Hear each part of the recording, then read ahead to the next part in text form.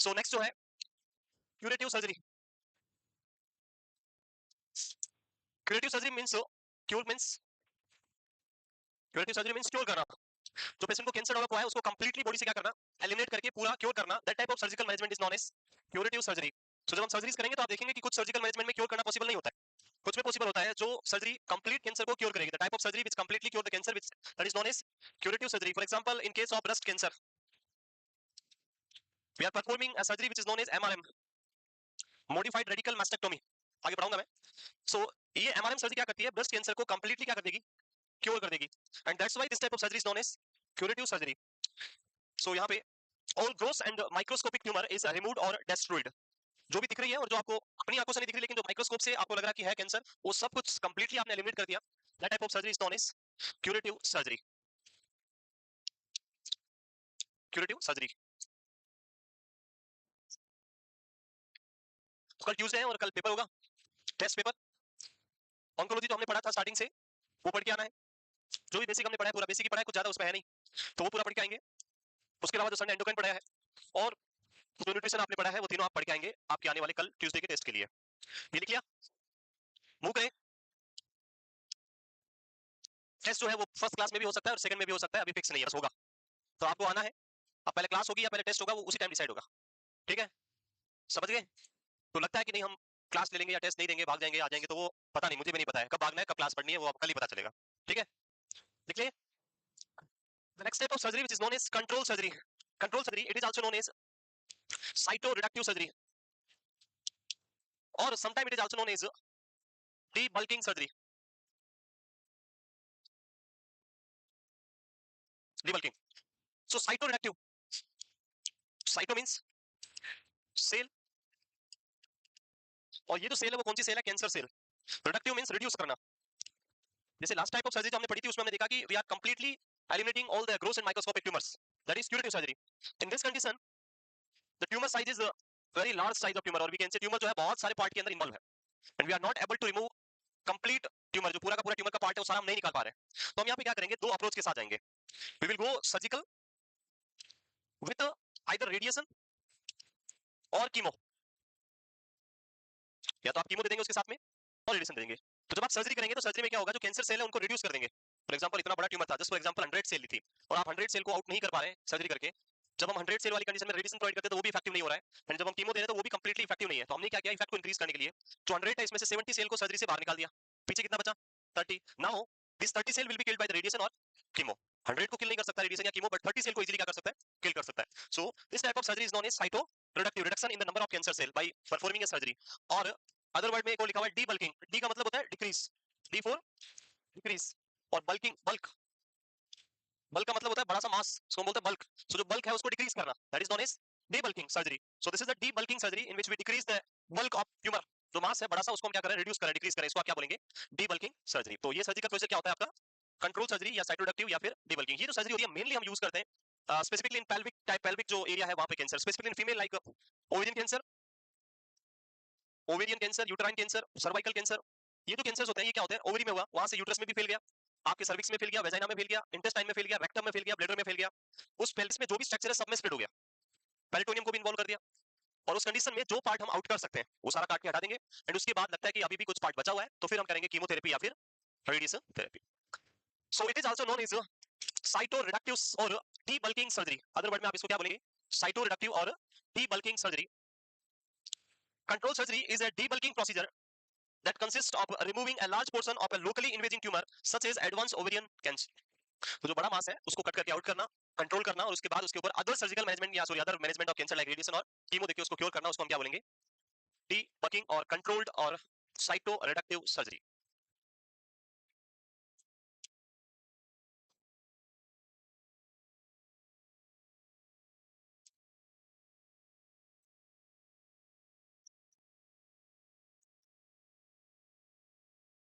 Clear है type of surgery. Now जब हम साइटोरेडक्टिव सर्जरी करेंगे तो we know that few part of the tumour और few cancer cell will remain in that area, और उसको कंप्लीटली किल करना बहुत जरूरी है, अदरवाइज कैंसर वापस आपका स्टार्ट हो जाएगा, वापस वहां पे ट्यूमर बन जाएगा। सो उसको किल करने के लिए हम जाएंगे यहाँ पे रेडिएशन थेरेपी या फिर कीमो। कीमो का एक स्पेशल टाइप जो हम यहाँ पे यूज करते हैं that is known is, okay पहले इसको पढ़ते हैं। Surgery decreases the number of cancer cell, therefore it may increase the chance that other therapies will be successful. Other therapies like chemotherapy और रेडिएशन थेरेपी वो दोनों क्या होगी, सक्सेसफुल होगी अगर आप क्या करेंगे, पेशेंट के अंदर सर्जरी से नंबर ऑफ कैंसर सेल को रिड्यूस करेंगे। तो इनके नंबर को रिड्यूस करने से जो सर्जिकल मैनेजमेंट है वो आपको कैंसर सेल को रिड्यूस करेगा और अदर मैनेजमेंट उन रिमेनिंग सेल्स को किल करने का वर्क करेगा। In control surgery or in debulking surgery, we are performing a special type of chemotherapy procedure which is known as HIPEC procedure. सुना है? HIPEC के ऊपर कभी क्वेश्चन आ जाता है तो आपको पता होना चाहिए व्हाट इज HIPEC। क्या होता है HIPEC?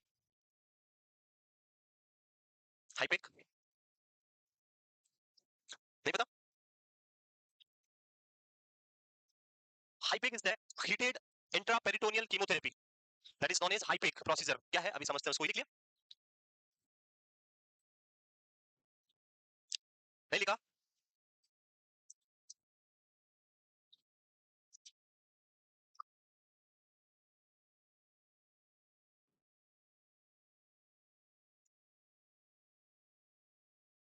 वो करें? Next, control surgery which is followed by HIPEC procedure। HIPEC heated I4 intra PE peritoneal C4 chemotherapy। So it is a type of procedure in which we provide a warm chemotherapeutic agent। गर्म chemotherapeutic agent जो है वो क्या करते हैं, जो peritoneal cavity है उसके अंदर भर देते हैं। आपने पहले ओपन किया, सर्जरी किया, पूरा खाली हो गया, अंदर से कैंसर निकाल दिया जो पॉसिबल था, देन उस पार्ट में हम क्या भर देंगे, वार्म कीमोथेरेपेटिक एजेंट जो डॉक्टर प्रिस्क्राइब करेगा वो हम उसमें फिल कर देंगे। देन उसके बाद उसका एक प्रोसीजर है बताएंगे पूरा, उस टाइम तक उसको रखेंगे और उसको वापस हटा के बाहर निकाल देंगे। इसको हम क्या बोलते हैं, हीटेड इंट्रापेरिटोनियल कीमोथेरेपी। सो ये पेरिटोनियम है आपका, और यहाँ पे कुछ सेल जो है वो कैंसर सेल क्या हो गई है, बच गई है, मान लीजिए कुछ सेल क्या हो गई है, बच गई। सो इन रिमेनिंग सेल्स को किल करने के लिए आपने क्या किया, इधर हम पेरिटोनियम के अंदर ऐसे 4 कैथेटर लगाते हैं, पुट 4 कैथेटर हियर, 1 2 3 एंड 4। और ये जो कैथेटर्स होते हैं एक मशीन से कनेक्ट करते हैं, मशीन से क्या करेंगे, इनको कनेक्ट कर देंगे। ये चारों आगे जाके सिंगल बना के सबको क्या करेंगे, एक ही पाइप में एक मशीन से कनेक्ट कर देंगे। और ये मशीन क्या करेगी, ये मशीन, यहाँ पे मशीन का नाम होता है हाईपेक मशीन। मशीन को जब आप ऑन करेंगे तो पहले ये पूछेगी कि आपको कितना टेम्परेचर पे कीमो ड्रग देनी है। सो एक्सटेंडेड टेम्परेचर हम यहाँ पे फॉलो करते हैं, और जो टेम्परेचर हम यहाँ मेंटेन करेंगे that will be 50 degree centigrade. कितने टेम्परेचर पे आप कीमो देंगे, 50 डिग्री सेंटीग्रेड पे आप वार्म करेंगे ड्रग को। सो मशीन के अंदर आप ड्रग भरेंगे, पहले ये वार्म करेगी, उस टेम्परेचर पे लोड हो जाएगा, उसके बाद ये इस कीमो ड्रग को इन पाइप के थ्रू क्या करेगी, इन्फ्यूज करना स्टार्ट करेगी। और इन्फ्यूजन किसमें होगा, पेरिटोनियम कैविटी में। तो ड्रग कहाँ पहुंच जाएगी, 50 डिग्री पे आपकी पेरिटोनियम में। यहाँ पे आने के बाद में कीमो ड्रग क्या करेगी, यहाँ पे एक होता है सिस्टमिक इफेक्ट और एक होता है लोकल इफेक्ट। सो ये कौन सा इफेक्ट है, सिस्टमिक इफेक्ट और local effect. So it is local effect. Systemic का मतलब थ्रू द ब्लड के थ्रू जो आप देते हैं that is known as systemic effect. ये है लोकल इफेक्ट, यहाँ ब्लड के थ्रू नहीं दिया आपने, कैविटी में फिल किया। सो यहाँ पे जो भी कैंसर सेल है ये कीमो ड्रग क्या करेगी, उनको किल कर देगी लोकली। जो भी डायरेक्ट कांटेक्ट में आ रही है उनको क्या करेगी, किल करेगी। कैसे किल करती है इनको अभी मैं कीमोथेरेपी में पढ़ाऊंगा आपको। और उससे आपका जो भी कैंसर बचा हुआ था वो सारा खत्म हो जाएगा। ये जो 50 डिग्री का फ्लूइड जो आपने अंदर भरा कीमो वाला, वो आप रखते हैं 1 आवर के लिए। कितने टाइम के लिए, तो 1 आवर, 1 घंटे के लिए आप अंदर रखेंगे 50 डिग्री टेम्परेचर के ऊपर। और उसके बाद इसको वापस मशीन वापस रिवर्स स्टार्ट करेंगे तो ये सब करके सारा बाहर निकाल देगी। फिर हम उसको पूरा वॉश कर देंगे पेरिटोनियम को, फिर क्लोज कर देंगे। So this type of procedure is known as हाईपेक प्रोसीजर। क्लियर, पढ़ा दें? सो हाईपेक is an heated intraperitoneal chemotherapy. Next, palliative surgery. What is palliative? Palliative care. Palliative is related to end stage, last stage, जहाँ पे कोई भी आपको hope नहीं बची है, सारी होप क्या हो गई है, खत्म हो गई है। अब पर्सन जिंदा नहीं रहेगा, कुछ ही दिन की बात है और कंफर्म है उसकी डेथ होना है, फिक्स है। तो वहाँ पे हम करते हैं पैलिएटिव या हॉस्पिस केयर जो होती है वो केयर हम करते हैं, and stage care. So cancer में भी लाइक कुछ ऐसे पार्ट में कैंसर हो जाता है जहाँ पे एंड टाइम जो होता है वो बहुत डिफिकल्ट हो जाता है। Like a person is having tumour in the oesophagus, oesophagus में ट्यूमर हो गया। Now the person is not able to swallow, and swallow नहीं करेगा तो खाएगा कैसे? और अगर वो 1 महीना भी जिंदा रहने वाला है तो फिर वो बिना खाए तो बहुत तड़प तड़प के मरेगा। तो डॉक्टर क्या करेंगे, दे नो दैट कि ये ट्यूमर बहुत सारे पार्ट में स्प्रेड हो चुकी है ऑलरेडी, मेटास्टेसिस हो गया है, अदर बॉडी पार्ट में भी फैल गया। लेकिन to improve the quality of life doctor क्या करेंगे, इसोफेगस वाले जो रूट के अंदर, इस पाथवे के अंदर जो ट्यूमर है इसको कट करके यहाँ पे क्या डाल देंगे, स्टंट डाल देंगे। इससे क्या बेनिफिट होगा कि डेथ तो 1 महीने बाद होनी है, बट जब तक जिंदा रहेगा तब तक वो क्या कर पाएगा, खाना खा पाएगा। So this type of surgery is known as palliative surgery when we are performing the surgical management just to improve the quality of life only. It is not for cure of the person, cure करने के लिए नहीं है, ये सिर्फ किसके लिए है, क्वालिटी ऑफ लाइफ को इंप्रूव करने के लिए। Like patient is having tumour in the trachea, trachea को पार्शियल ऑफसेट कर रहा है एंड बाकी अदर पार्ट में भी फैला हुआ है। सो हम कंप्लीट रिमूव नहीं कर सकते, लेकिन हम इसको काट के हटा के स्टंट डाल देंगे तो जितने दिन जिंदा रहेगा तब तक ब्रीथ इजीली कर पाएगा, उसको डिस्निया नहीं होगा, डिफिकल्टी ब्रीथिंग नहीं होगा। So that type of surgical procedure is known as palliative surgery. Patient is suffering with rectal cancer and he is not able to pass the stool and जो motion है वो पास नहीं कर पा रहा है, तो डॉक्टर क्या करेंगे, they will cut the sigmoid and create a colostomy here. So that type of procedure is known as palliative surgery. वहां पे उसकी डेथ तो फिक्स है, कैंसर खत्म नहीं कर सकते। लाइक अपर लेंजियल कैंसर हो गया, upper air is completely offsetted, doctor will put a tracheostomy here, so person will easily breathe through this tract for remaining life. If stent is not possible in oesophagus then we will create a PEG tube here, यहाँ पे tube डाल देंगे direct stomach में और उससे आप feed दे सकते हैं, तो वो खाना जब तक रहेगा तब तक खा सकता है। तो ये सारे प्रोसीजर किसमें आते हैं, palliative surgery to improve the quality of life.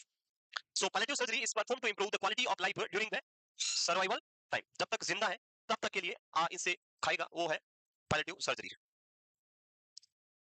Clear?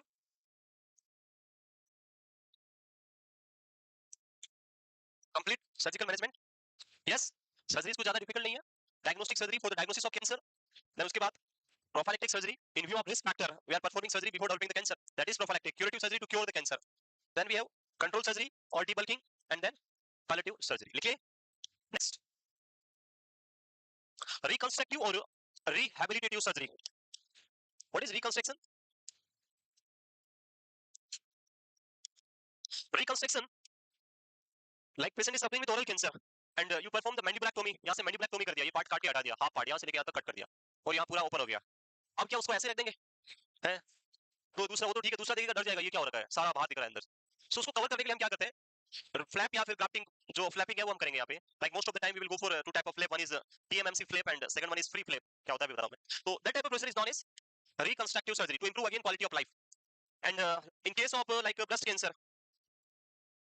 when doctor performing MRM for the breast cancer, this MRM surgery change the symmetry of the body.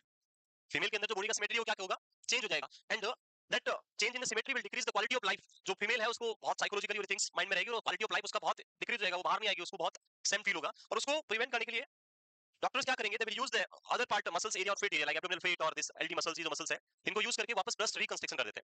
That breast is only look like anatomical breast only. Anatomy आपको वैसा दिखेगा, symmetry वैसा दिखेगा, but that is not functional breast. वो functional नहीं होगा but anatomical आपको वैसा ही दिखेगा. तो ये जो सर्जरी हम कर रहे हैं क्या है, रिकंस्ट्रक्टिव सर्जरी. रिकंस्ट्रक्ट करना उस पार्ट को मैक्सिमम पॉसिबल जितना हो सके उतना एनाटॉमी के हिसाब से रिकंस्ट्रक्ट करना और क्वालिटी ऑफ लाइफ को इंप्रूव करना. That is known as reconstructive surgery. So it is perform to improve quality of life by restoring maximum function and appearance such as breast reconstruction after mastectomy. और जैसे मैंने बोला था PMMC flapping, PMMC flap after mastectomy, oh sorry, mandibulectomy.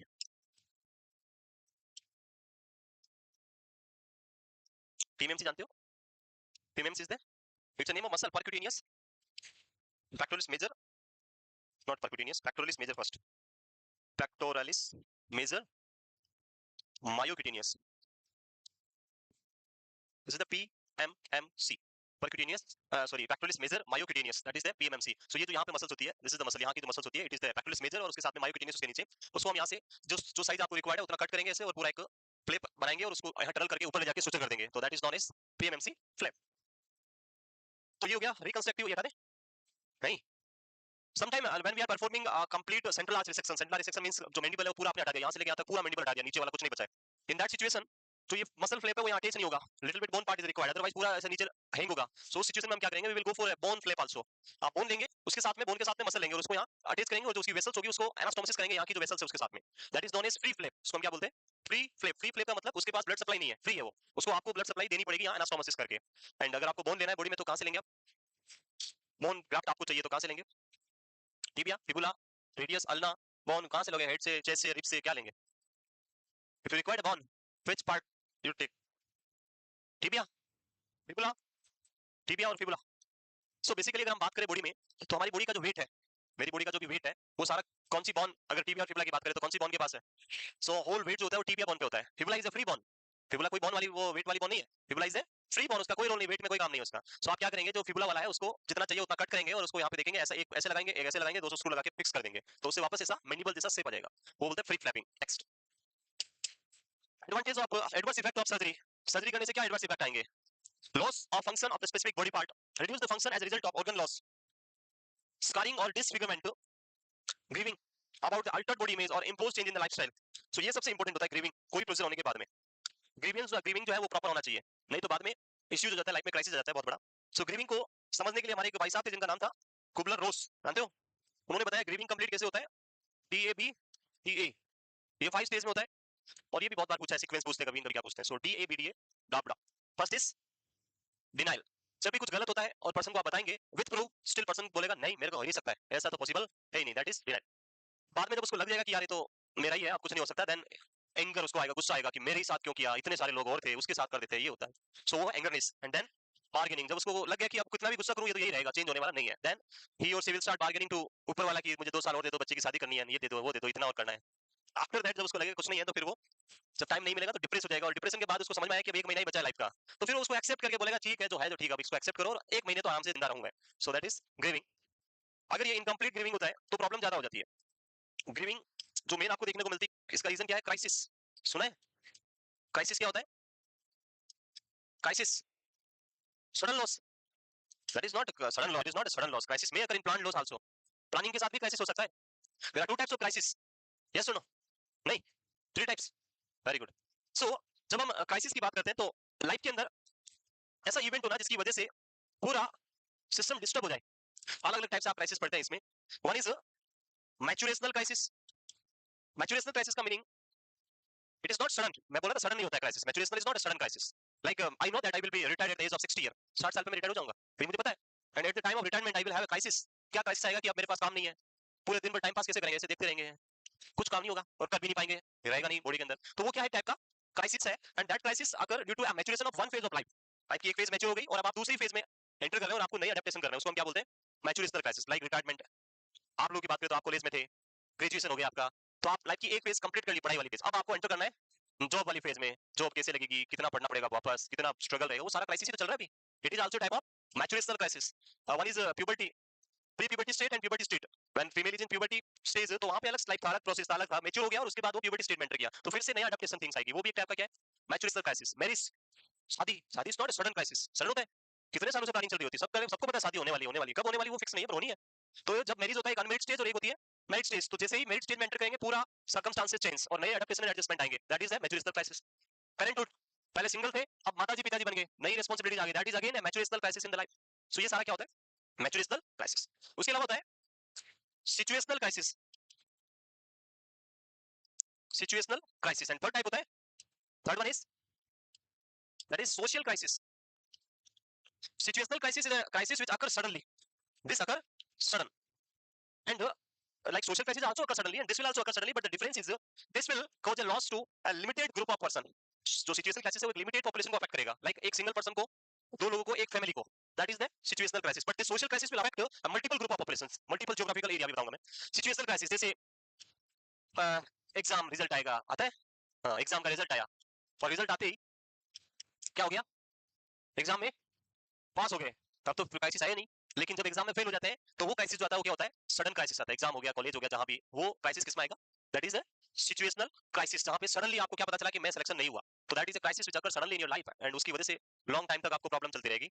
Other examples की बात करें, like very common example जो बार-बार एग्जाम में आता है, दैट इज रेप। इसका बहुत बार क्वेश्चन पूछा है कि वो किसमें आता है और हमारा कंफ्यूजन होता है। तो rape is a type of situational crisis, it is not a social crisis और it is not a maturational crisis, type of situational crisis.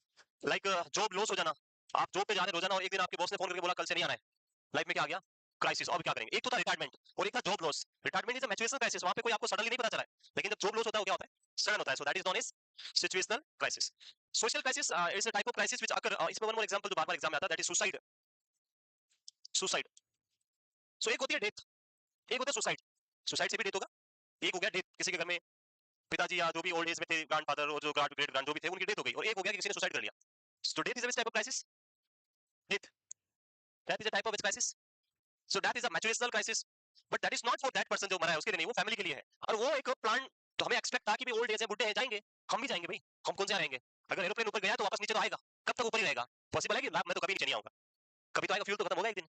अगर नहीं आना चाह रहे हैं फिर भी फ्यूल खत्म होने के बाद तो आना ही पड़ेगा, सो हम भी नहीं मरना चाह रहे पर मरना तो पड़ेगा, एक दिन फ्यूल तो खत्म होना ही है। So that is a maturational condition. But when we are discussing about the suicide, suicide is a sudden loss, जहां पे पर्सन ने क्या किया, सडनली लॉस किया और एक पूरी फैमिली को प्रॉब्लम में पुट कर दिया। So it is a type of situational. And social crisis is the type of crisis which occur due to the geographical conditions, like अभी लास्ट ईयर जैसे हिमाचल में आपने देखा वो जो नदी थी सबको लेकर गली गई, मनाली में हुआ था, सारे ले गई जो भी था पास में, जब पकड़ के ले गई, चलो मेरे साथ तुम। तो वो जो क्राइसिस था that is a type of social crisis, जहां पे large group of population affect होता है, फ्लड आना, अर्थक्वेक आना, अभी ये चल रहा है बारिश का सीजन चल रहा है, कोई बिल्डिंग कोलैप्स हो जाना, that is all type of social crisis.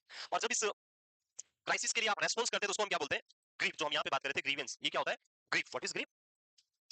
Response to a crisis, life में जो क्राइसिस आया उसके लिए आप क्या रेस्पॉन्स कर रहे हो, उसी को हम क्या बोलते हैं? ग्रीफ। ग्रीफ कितने टाइप का होता है? दो टाइप का, दो टाइप का होता है, ज्यादा नहीं याद रखना है। One is type of grief, नहीं पता? ग्रीफ नहीं पता? ग्रीफ, अरे जब कुछ हो गया, जैसे किसी ने सुसाइड किया तो हम बेटे पे रो रहे हैं, वो ग्रीफ है? टाइप ऑफ ग्रीफ नहीं पता है? सारे पढ़े साइकेट्रिक में क्या? वो दैट इज रेस्पॉन्स, वो टाइप ऑफ रेस्पॉन्स जो आप प्रोवाइड कर रहे हैं। ग्रीप हो रहा है, मैं रो रहा हूं, मैं हंस रहा हूं, ये क्या है? These are the response to grief. ये टाइप नहीं है, आप उसपे टाइप नहीं है वो। हाँ है एंटीसिपेटरी ग्रीप। ओके यस बिल्कुल, एक तो इन्होंने सही बोला है anticipatory grip. One is anticipation and second one is okay, पहले इसको तब तक किसी को याद आएगा पता नहीं। Anticipatory is the type of anticipation. आप एंटीसिपेट कर रहे हैं कि ऐसा होने वाला है। लाइक अभी बारिश हो रही है और गवर्नमेंट सब जगह लगाती है कि भाई इधर नाला है, इसके पास नहीं जाएंगे तो बह के मर सकते हो, लगाते बोल रहे हैं। सो क्यों लगाते हैं? ताकि आप प्रिपेयर रहे कि अगर बह भी जाए तो मरेंगे ही, बचेंगे नहीं, आपको पहले ही पता है। लाइक हर जगह सब होता है, नोटिस देते हैं कि इस बार इतनी बारिश हो सकती है और फ्लड आ सकता है, तो आप अपने आप को सेफ रखें और फिर हम उसके लिए पहले प्रिपेयर रहते हैं। We already prepare for that, ऐसा हो गया तो हम उसमें पहले से ही तैयार है, we are ready for that problem. So इसको बोलते हैं एंटीसिपेटरी। जैसे मैंने जो डेथ वाला एग्जांपल दिया था, देयर आर टू कंडीशन जो डेथ की हम बात करें, एक डेथ जो मैच्योर होने के बाद हुई, ओल्ड एज हो गई और फिर डेथ हो गई, और एक जो किसी ने सुसाइड कर लिया। किस कंडीशन में ग्रीफ का रेजोल्यूशन बहुत डिफिकल्ट होगा? जहां पे आपको पहले से ही पता था कि ये डेथ, डॉक्टर ने बोल दिया कि एक महीने का ही मेहमान है, तो हम पहले से ही तैयार है एक महीने के लिए, एक महीने बाद ये जाएंगे, और हम अंदर से पहले स्ट्रांग हो गए कि आप तो जाने ही है, कोई ऑप्शन नहीं बचा है, तो हम थोड़े कम रहेंगे। लेकिन अगर किसी ने सडनली ऐसा सुसाइड कर लिया तो आपको एक्सपेक्टेड नहीं था, that is not an anticipatory thing, that is unexpected thing, और सडन हुआ, आपको नहीं पता था और चला गया, तो वो ग्रीप का रिजल्ट होना बहुत मुश्किल हो जाता है और वहां पे लॉन्ग टाइम लग जाता है। It will take long time. आपको पहले से ही पता है कि मेरा सिलेक्शन तो होना ही है, लेकिन बहुत सारे ऐसे भी होते हैं जिनको पता है कि इस बार तो मेरा नहीं होना है, उनको पहले कंफर्म होता है। लेकिन एक जो क्लास में हर बार टॉप कर रहा है, उसको पता है कि मैं तो इजीली हो ही जाऊंगा, लेकिन अगर उसका नहीं हुए तो क्या वो एंटीसिपेटेड था? That is an unanticipated thing. वहां पे जो आएगा वो आएगा सेकंड टाइप ऑफ ग्रीप जो हम बात करेंगे, दैट इज सेकंड टाइप। क्या है, क्या होता है बताओ? आई डोंट नो, मुझे नहीं पता है कौन सा होता है, आप ही बताओ। नहीं पता? देखो मैं तो साइकेट्रिक पढ़ाई बहुत साल हो गए, 7 साल 6 साल हो गए मुझे पढ़ाया, भूल गया मैं तो, मुझे भी रिवाइज हो जाएगा। नहीं पता? कुछ याद आ रहा है तो पता लगाओ थोड़ी देर तक, तब तक शायद मुझे याद आ जाए, मैं बता दूंगा बाद में, मैं कोशिश कर रहा हूँ याद आए तो मैं बता दूंगा। बट उसका जो कंडीशन है वो क्या होगा? दैट इज अनएंटीसिपेटेड, यानी आपको पहले से पता नहीं है। इसका एक एग्जाम आया था कि कौन से ग्रेप का रिजोल्यूशन इजी होता है, एंटीसिपेटरी और अनएंटीसिपेटरी। सो जो एंटीसिपेटरी इसका इजीली रिजोल्यूशन होगा, लेकिन इसके रिजोल्यूशन करना बहुत ही डिफिकल्ट होगा, ये डिफिकल्ट है, बहुत डिफिकल्ट होगा, इसमें प्रॉब्लम ज्यादा होगी। तो इसका मैं भी बताता हूँ, कुछ देर में याद आएगा मुझे। तो ये यहाँ पे जो हम बात कर रहे थे कि अगर लाइक ब्रेस्ट कैंसर हुआ और ब्रेस्ट रिमूव कर दिया तो उसके बाद लाइफ में क्रीप होता है, और वो एक सडन प्रॉब्लम आ जाती है लाइफ में, और एक अनएंटीसिपेटेड थिंग थी, और उसकी वजह से प्रॉब्लम जो है आपको देखने को मिलेगी, तो उसको सोल्व करना बहुत जरूरी है। याद रखना डीएबीडी है, class pain infection bleeding thromboembolism, ठीक है, एंड एक्साइटमेंट। ठीक है, और लिख लिया।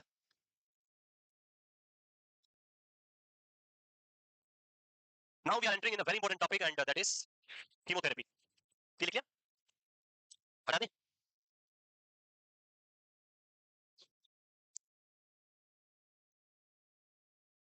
अभी रोज सुबह जो है मैं आपसे मुलाकात करूंगा, कोशिश करूंगा मुलाकात करने की 6 बजे, और वहां पढ़ेंगे कुछ स्पेशल टाइप ऑफ एमसीक्यूज जो मुझे मिलेंगे आप लोगों के लिए बेनिफिशियल। आज भी आई थिंक कुछ एमसीक्यूज मैंने पढ़ाए थे, पढ़े आप लोगों ने? वेरी गुड, पढ़ा तो फिर तो मजे हो गए आपके। नहीं पढ़े तो पढ़े, आपके लिए है, बेनिफिशियल है आपके। यस, अभी एक ही क्लास होगी, अभी सर की क्लास जो है वो अभी नहीं चलेगी, सारी सर की जो शाम वाली क्लास है वो 2-3 दिन बाद आएगी, अभी नहीं है। हमारी क्लास आज से स्टार्ट हो गई है और कंटिन्यू रहेगी टिल 14 ऑफ सितंबर तक, उसके बाद में देखेंगे क्या करना है। Just wait for 1 second.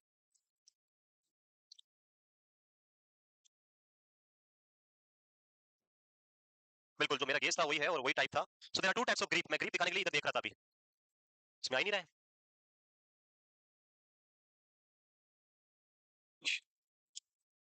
Conventional grief जो मैं सोच रहा था वही निकला, पर मुझे कंफर्म नहीं था इसलिए मैंने बताया नहीं। आ जा भैया अब तो।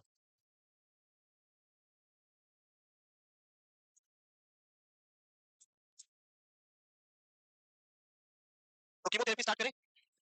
पर क्या है कीमोथेरेपी? नहीं पढ़ा? There two types of grief, one is anticipatory and second one is conventional grief. जो मैं सोच रहा था वही है, यहाँ पे क्या होगा, it is primary associated with grip that is experience followed by loss. Loss होने के बाद में होता है वो कन्वेंशनल, लॉस होने से पहले होता है उसको हम बोलते हैं एंटीसिपेटरी ग्रीप। चलो ये तो हो गया, ठीक है, स्टार्ट करते हैं chemotherapy. What is chemotherapy? So that is concept related to chemo is chemo plus therapy. Chemo plus therapy. Chemo is related to use of chemical and therapy is the therapeutic approach therapy.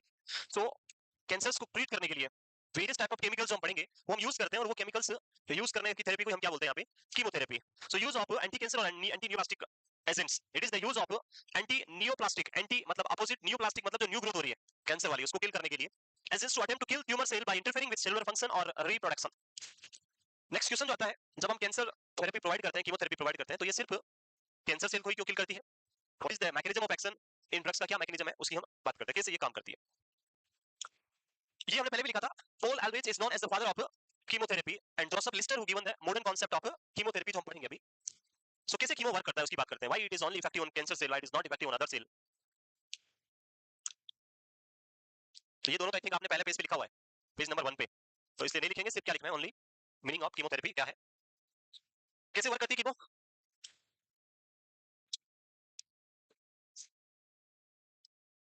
Chemotherapy, so chemotherapy जब दिया गया first time, इसमें क्या specific था, तो specific ये था कि पहले स्टडी किसके ऊपर गई, कैंसर सेल पे स्टडी करी, कैंसर सेल को क्या किया, कंप्लीटली स्टडी किया, और स्टडी करने के बाद क्या पता चला, लाइक हमारी बॉडी की सेल है, कैंसर सेल हो या नॉर्मल सेल हो, सेल तो बॉडी की है, अगर आप कोई ड्रग या केमिकल देंगे तो दोनों पे इफेक्टिव होगा, और दोनों पे वर्क करेगा, अगर नॉर्मल सेल को किल करेगा तो फिर प्रॉब्लम हो जाएगी, ऐसा तो होना ही चाहिए। तो स्टडी करके क्या पता लगा कि जो बेसिक डिफरेंस है कैंसर सेल और नॉर्मल सेल में, वो क्या डिफरेंस था, the cancer cells are very fast growing cell, very fast growing cell compared to normal cell. Normal cells are not the fast growing cell. Cancer cells are very fast growing cell. This is the one difference पता चला। इसी basis पे drug बनाई गई। जो drug बनाई वो concept क्या यूज किया गया कि द ड्रग, जो भी ड्रग हम पढ़ेंगे अभी, all the drug will only work on which type of cell? Fast growing cell in the body. They will not work on normal growing cell. And इसी वजह से जो नॉर्मल सेल होती है उनको कीमो ड्रग डिस्ट्रॉय नहीं करती। They will only destroy the fast growing cell. सो आपने पेशेंट को ड्रग दिया कैंसर का, कीमोथेरेपी, एंड कैंसर सेल जो है बॉडी में गया ड्रग, और ड्रग जाके किसको किल कर देगा, कैंसर सेल को, because it is very fast growing. But issue क्या हुआ कि in our body there are few other type of cell which is also very fast growing cell like cancer cell. The stem cells are also very fast growing. So in cancer drug को सिर्फ क्या बताया गया कि you will go inside the body and kill the fast growing cell को, ये नहीं बोला ये कैंसर सेल है और ये बोन मैरो सेल है, इसको नहीं करना, उनको क्या पता है बोन मैरो है कैंसर, वो सिर्फ किसको आइडेंटिफाई करेंगे, they will only identify the fast growing cell, so they will also kill the stem cell. When this cancer drug reach into the hair follicles, the hair follicles are also very fast growing cells, तभी तो hair बढ़ते रहते हैं, हर 10 दिन में इतने बड़े हो जाते हैं, फास्ट ग्रोइंग सेल होती है यहाँ पे, और इनको भी क्या कर देगी, डिस्ट्रॉय कर देगी। When this chemo drug reach into the germ cell, colloidal cells, germ cell जो है जहाँ पे स्पर्म और आपका एक फॉर्मेशन हो रहा है, these cells are also very fast growing cell and ये भी क्या हो जाएगी, किल हो जाएगी। When this cancer drug reach into our GI mucosa, internal mucosa lining of GI mucosa, जब हम GI mucosa की बात करते हैं तो compare to other mucosa lining, GI mucosa is a very very fast growing mucosa lining, because ये हर time आप खाना खा रहे डिस्ट्रॉय हो जाती है और वापस बनती है, स्टमक का एसिड इतना हाई एसिड होता है वो mucosa को डिस्ट्रॉय करता है, वापस बनती है, बहुत फास्ट ग्रोइंग होती है, and when we are giving chemotherapy this GI mucosa is also destroy. So ये सारे के सारे इफेक्ट आपको किसकी वजह से लेंगे, कीमोथेरेपी की वजह से। जब कैंसर सेल किल होगी तो ये तो हमारे लिए कौन सा इफेक्ट हो गया, थेराप्यूटिक इफेक्ट हो गया, यस, ये तो डिजायर इफेक्ट हो गया, हमें जो चाहिए था वो मिल गया।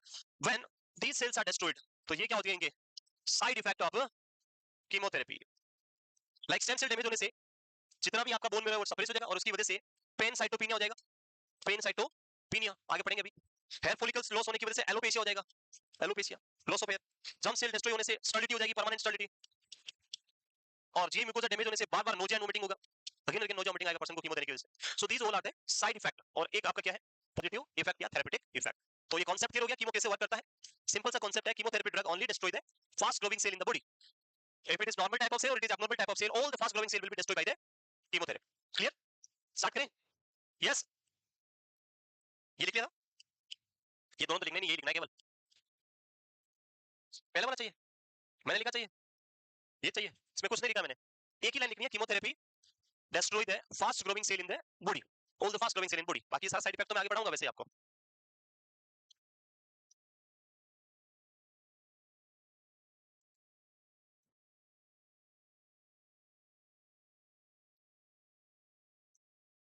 हो गया, chemotherapy destroy the fast growing cell of body, for example cancer cell, for example stem cell, for example hair follicles, example germ cell, examples is GI mucosa, these all are the fast growing cells in the body and these all cells are destroyed by the cancer cell. Few are normal cell and one is abnormal cell, cancer cell is abnormal, other remaining are normal cells. Move करें next, सो ये हो गया,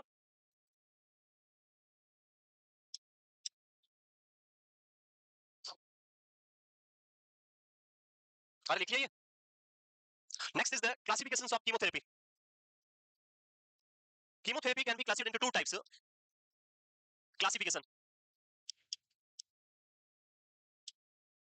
Chemo drugs can be classified in two types. One is cell cycle specific drug and one is the cell cycle non-specific drug.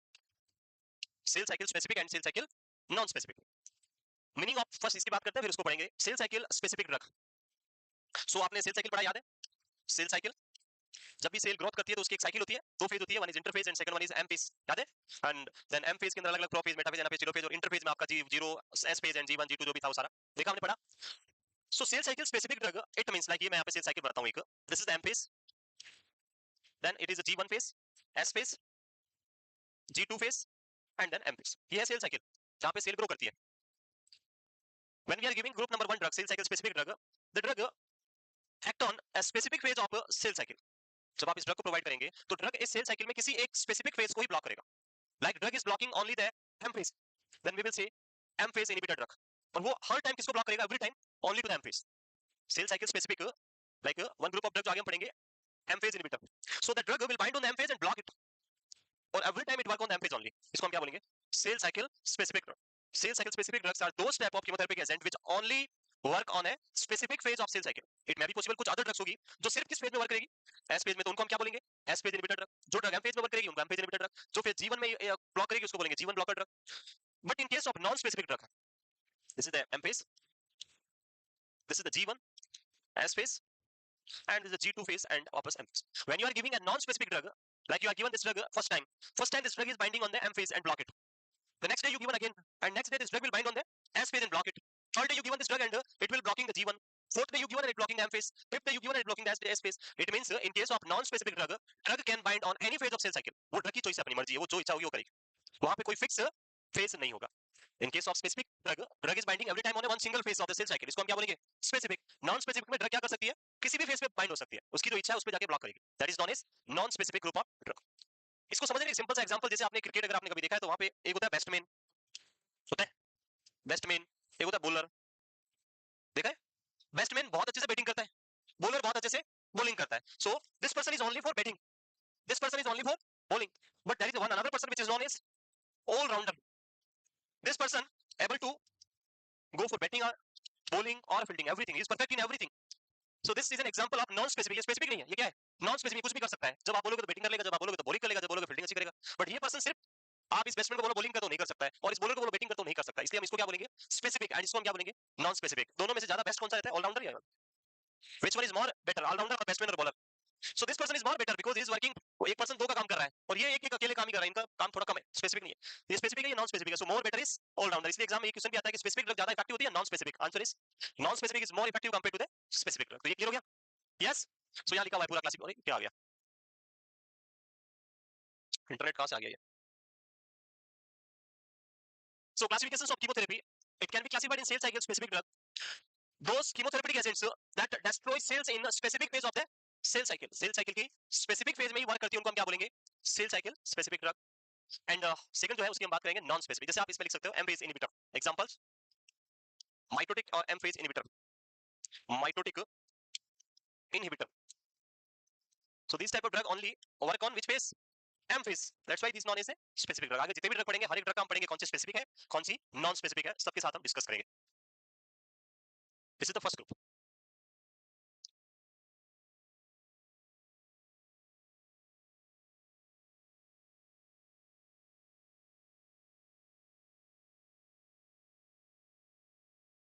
लिख लिया? First लिख लिया? What is cell cycle specific? The type of drug which only block the specific phase in the cell cycle, block only a single phase every time. That is known as cell cycle specific drug. And when drug is blocking multiple phases, any phase of the cell cycle, that is known as non-specific. So next is cell cycle non-specific. These chemotherapeutic agent that act independently of the cell cycle phase. Independently यानी जो उनकी इच्छा वो करेगी, जो इच्छा होगी उस फेज को जाके ब्लॉक कर देगी. So this is known as cell cycle non-specific drug, and these are more effective compared to the specific drug. तो ये है classifications of chemotherapy.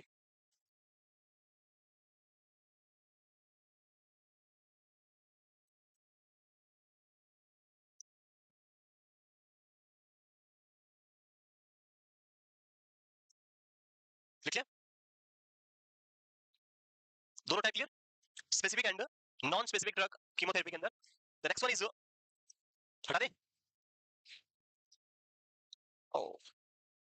Next is the concept of chemotherapy. Concept of chemotherapy. So chemotherapy में क्या concept है उसकी हम बात कर रहे हैं. So the specific, दो टाइप के concept आपको यहाँ पे याद रखने हैं mainly. One is adjuvant chemotherapy, सीटी यानी chemotherapy, and second one is neo, it's not non, अगर ये नॉन लिखा हुआ तो इसको नियो कर लेंगे, बुक में कहीं नॉन लिखा है तो adjuvant chemotherapy. So what is adjuvant and what is neo adjuvant chemotherapy?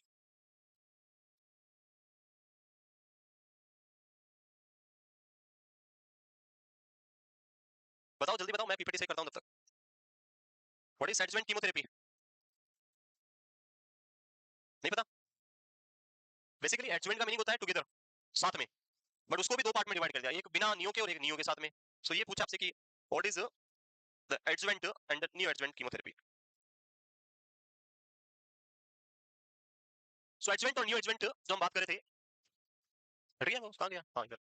First बात करते हैं एडजुवेंट.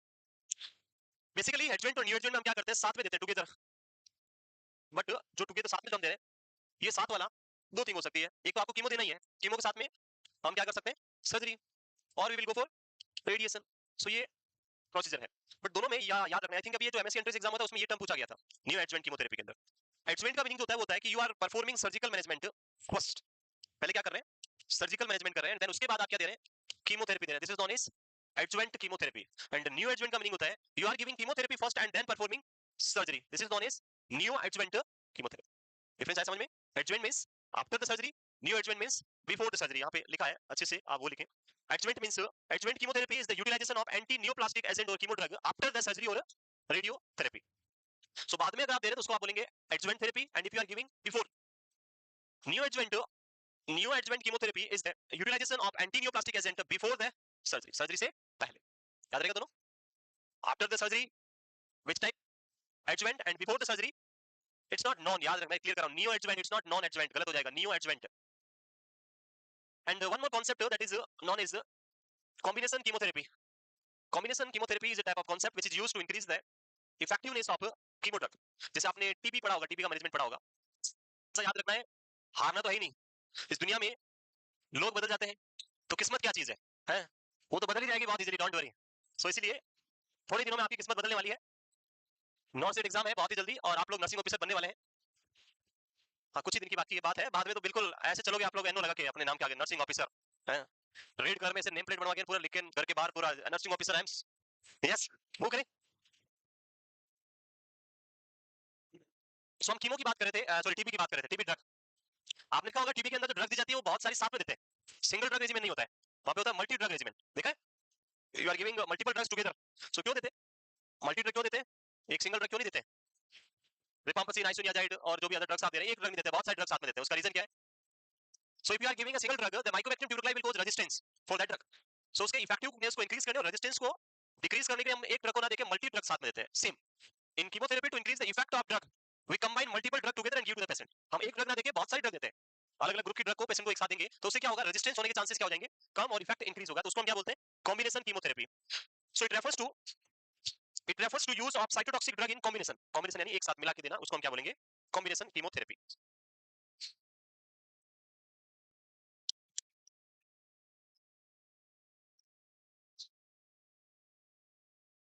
Concept clear?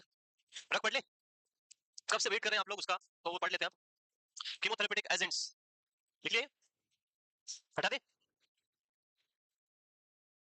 है टीवी ऑन नहीं हुआ है? अभी कर, अभी करेंगे, अभी करेंगे.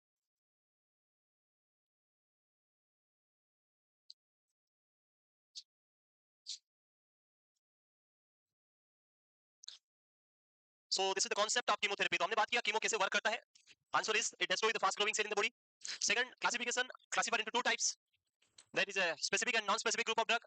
And use concept जो हमने बात किया, it used as adjuvant or neo-adjuvant. Adjuvant means after surgical or radiation procedure or before the surgery, that is known as neo-adjuvant chemotherapy. Now the next is कि combination साथ में देना, एक साथ multiple drugs देना, that is known as combination.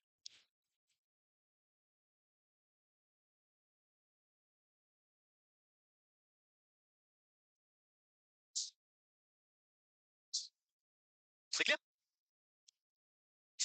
Next इधर नहीं लिखा,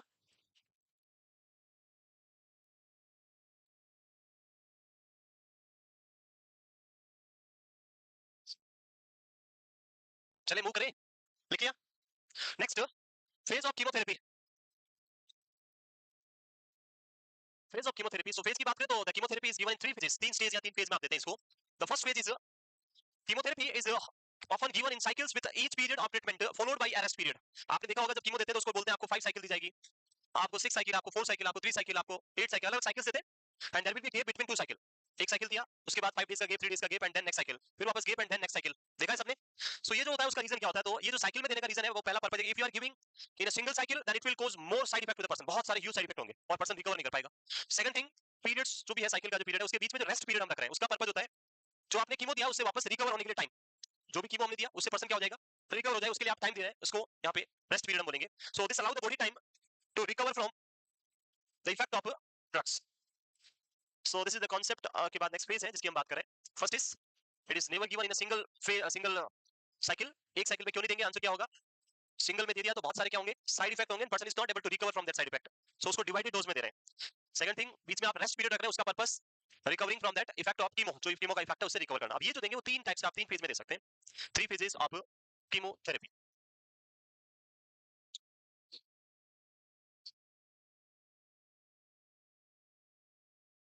there are 3 phases of chemotherapy.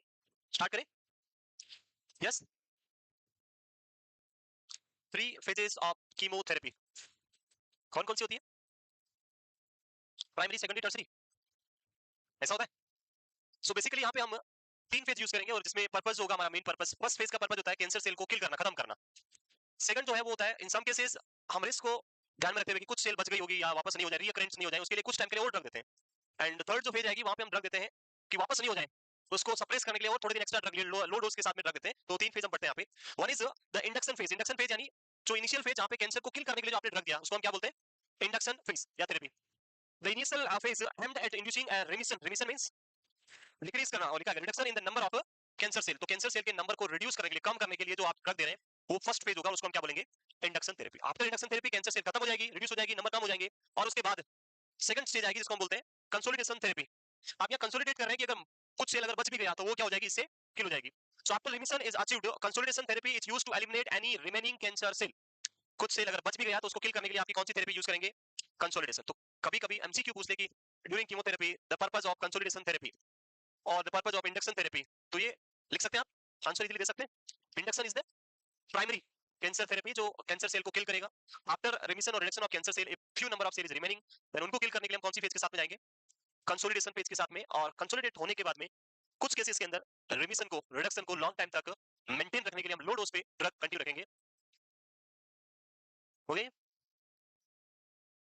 लिख लो, ड्रग जल्दी करो, ड्रग स्टार्ट करनी है।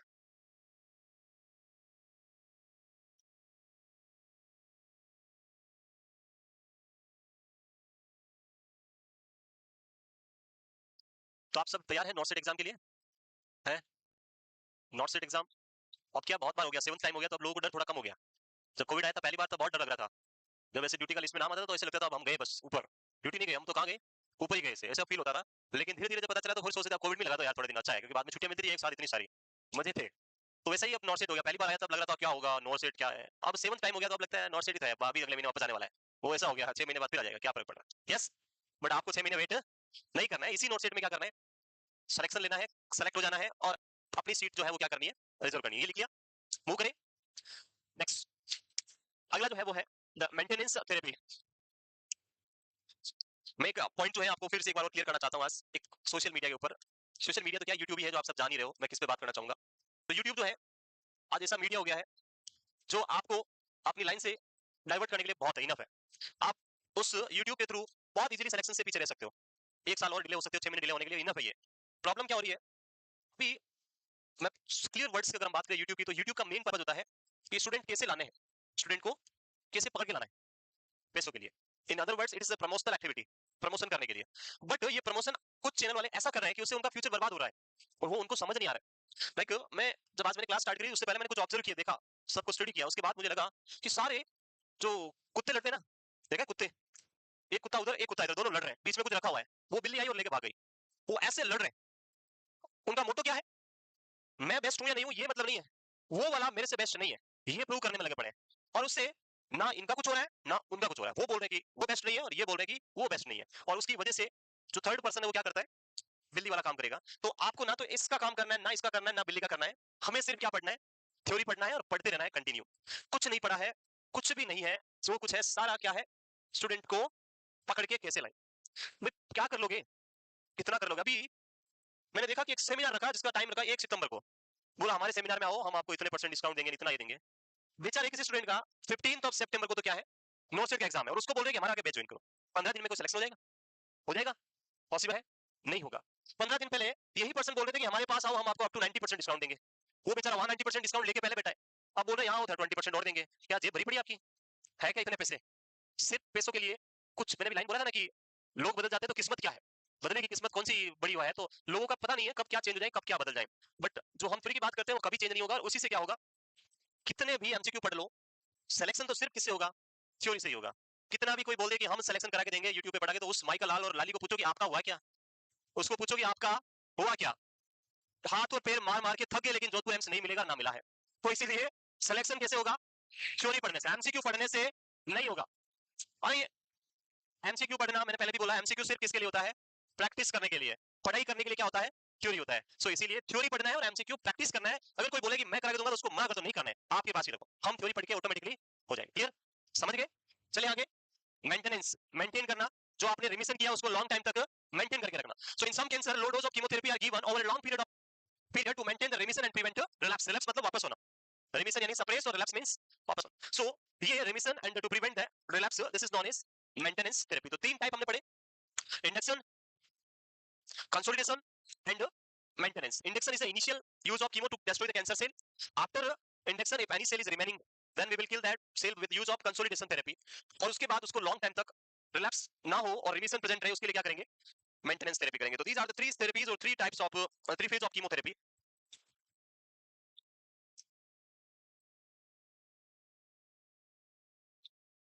क्लियर है, वो करें, यस लिख लिया, तीनों फेज कंप्लीट। नेक्स्ट जो है, finally we are moving into the drugs, chemo drugs, and these are the drugs. We will start with alkylating agent, then anti-tumor, antibiotic, anti-metabolites, mitotic inhibitor, topoisomerase inhibitor, and hormone and enzymes. So first group of chemotherapy हम कौन सा पढ़ेंगे यहाँ पे, alkylating agent, alkylating agent बहुत important group है। Start करें, first group लिखे आप, alkylating agent।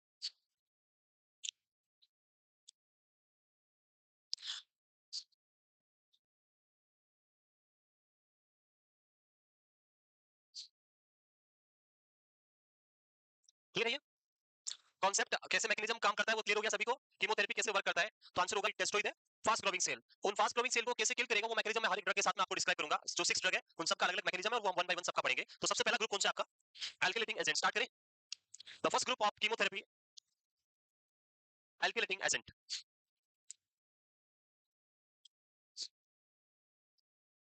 लिख लिया, और एक ही तो लिखना है, बाकी बाद में वैसे ही पढ़ाऊंगा मैं वन बाय वन सारे। वन लिखना है, alkylating agent only. Alkylating agent, first group of chemotherapy.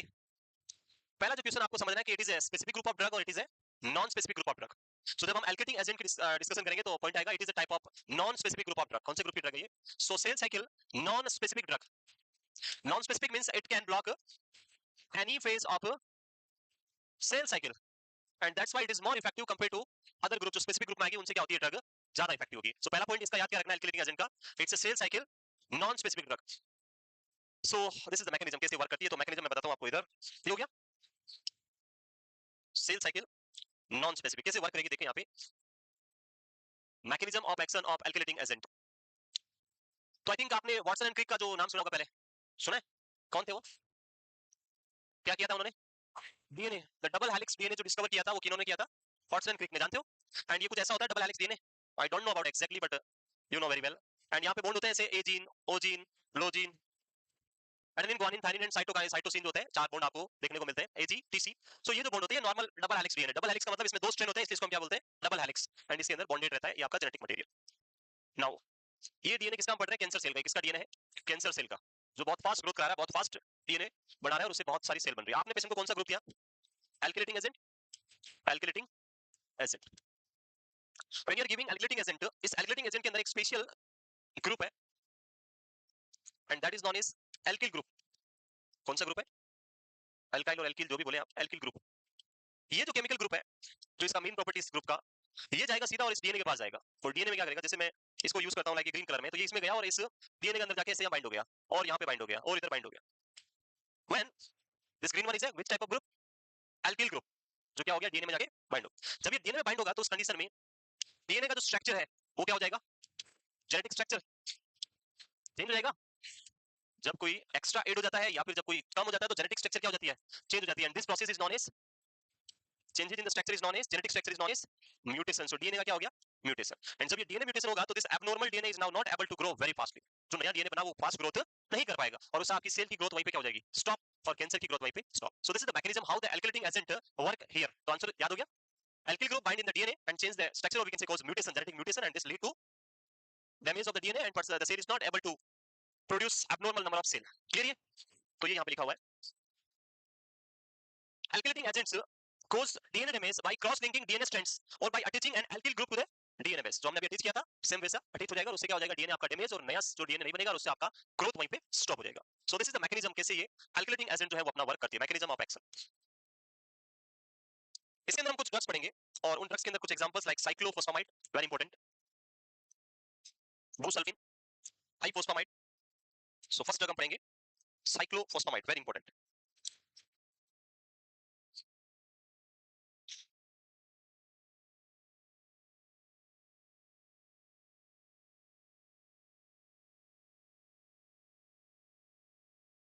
देखिए ये क्लियर हो गया. First is alkylating agent is a non-specific group of drug, and second one is the mechanism of action is by binding on the DNA strand. Alkyl group bind on the DNA strand and cause damage to the DNA.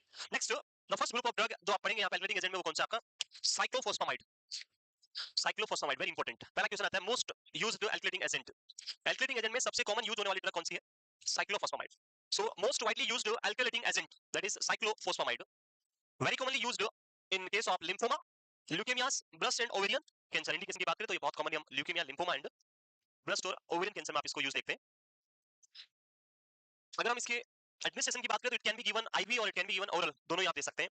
So administration can be given IV और can be given oral, but एक specific MCQ जो आपको याद रखना है, if you are giving this drug orally then it should be given empty stomach. It should be given empty stomach.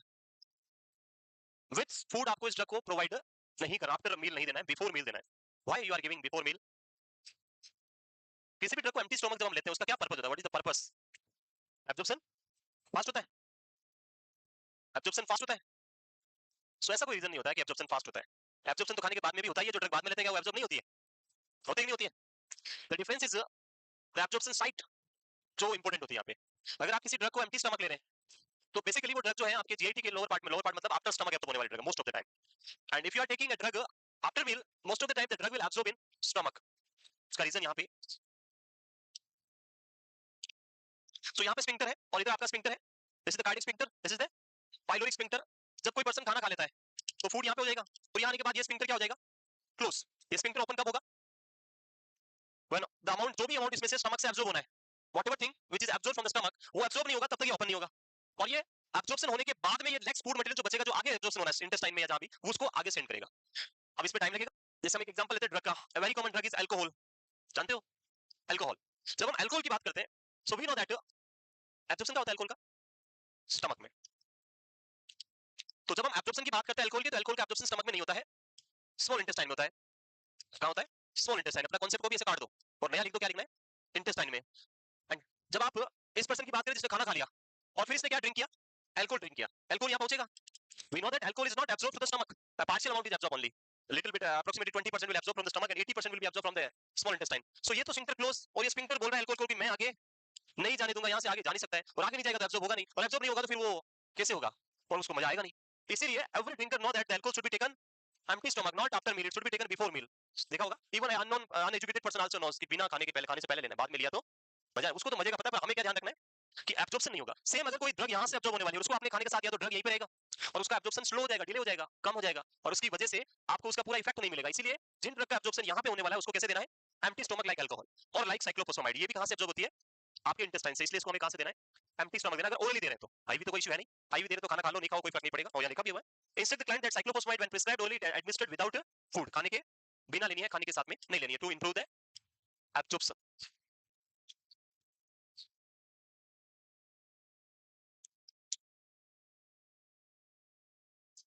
ठीक है, यहां तक हो गया। Next, so it should not be taken with meal, it should be taken before meal. If you are giving IV, most of the chemotherapy drugs जो है वो कैसे देनी है, आपको स्लो देनी है। फास्ट देने से क्या हो सकता है, एक टर्म पढ़ेंगे आगे हम जिसको बोलते हैं एक्स्ट्रा वेसेसन। सो ये बहुत ज्यादा वेसिकल ड्रग होती है, that can lead to extravasation, so slow slow देना है, वो हम आगे साइड इफेक्ट में पढ़ेंगे अभी। नेक्स्ट, ओ सारा पीपीटी खराब हो रखा है, लिख लिए। Next, the side effect of cyclophosphamide.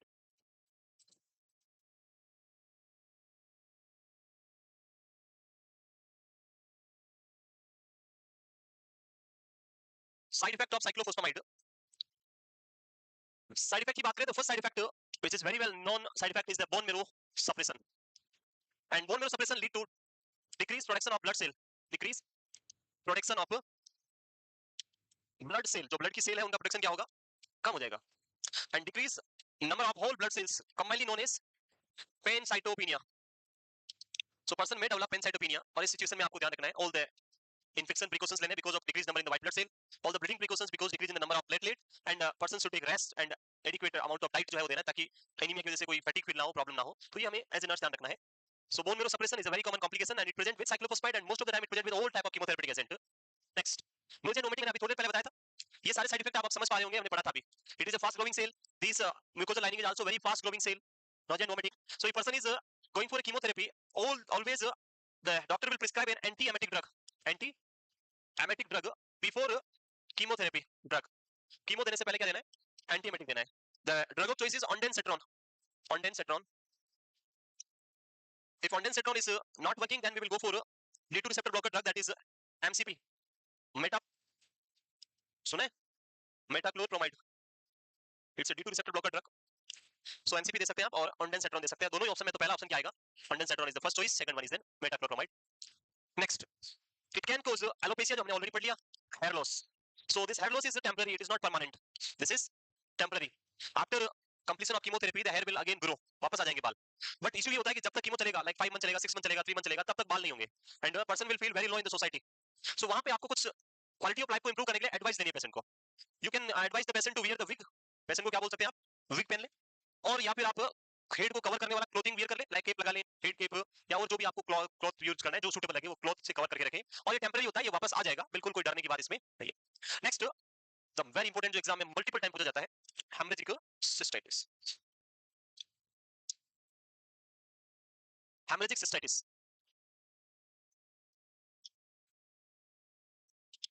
So hemorrhaging means bleeding, and cystitis means inflammation of bladder. When these two things are present combinedly, this is known as hemorrhagic cystitis. So the drug alkylating agent cyclophosphamide and ifosfamide is a very well known for the dangerous side effect which is known as hemorrhagic cystitis, and most of the patient who is receiving cyclophosphamide or ifosfamide drug, they will have the hemorrhagic cystitis, commonly होता है। तो पहला तो हमें पढ़ना क्यों होता है, क्या होता है वो तो समझ गए, दूसरा क्यों होता है उसको समझते हैं। तो कोर्स क्या है इसका, use of cyclophosphamide, use of cyclophosphamide,